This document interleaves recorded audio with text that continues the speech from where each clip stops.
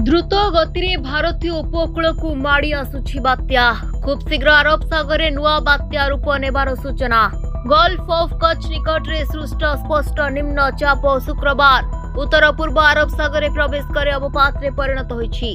उत्तर अरब सागर में सृष्टि होइतिबा गभीर अवपात अधिक घनीभूत होई सामुद्रिक झड़ शक्तिर रूप नेछि।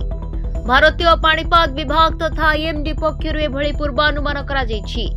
बात्या शक्ति पाई महाराष्ट्र में प्रबल वर्षा ने आकलन करा जायछि। एथिपाई प्रशासन हाई अलर्ट रे रहिछि।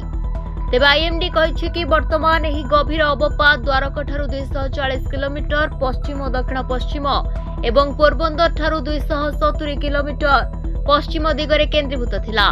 घंटा प्रति 12 किलोमीटर बेगरे यह पश्चिम और दक्षिण पश्चिम दिग को गति करुछि। आगामी 24 घंटा यह अधिक घनीभूत होई बात्यार रूप नेब। गुजरात और महाराष्ट्र उपकूल में प्रबल वर्षा सहित पवन बहब। अक्टोबर 4 तारिख पवनर बेग घंटा प्रति 65 रु 75 किलोमीटर रहिबो एवं अपराह्न 5:30 बेलक यार बेग 100 रु 110 किलोमीटर हेबो।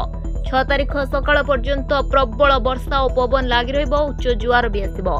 तेणु समुद्र भितर को न जिबा लागि पाणीपाग विभाग पक्षरु मत्स्यजीवी माननकु परामर्श दिया जायछि।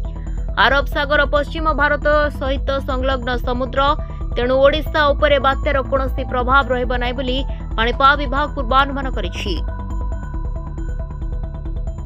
Bureau report, Dinalipi live.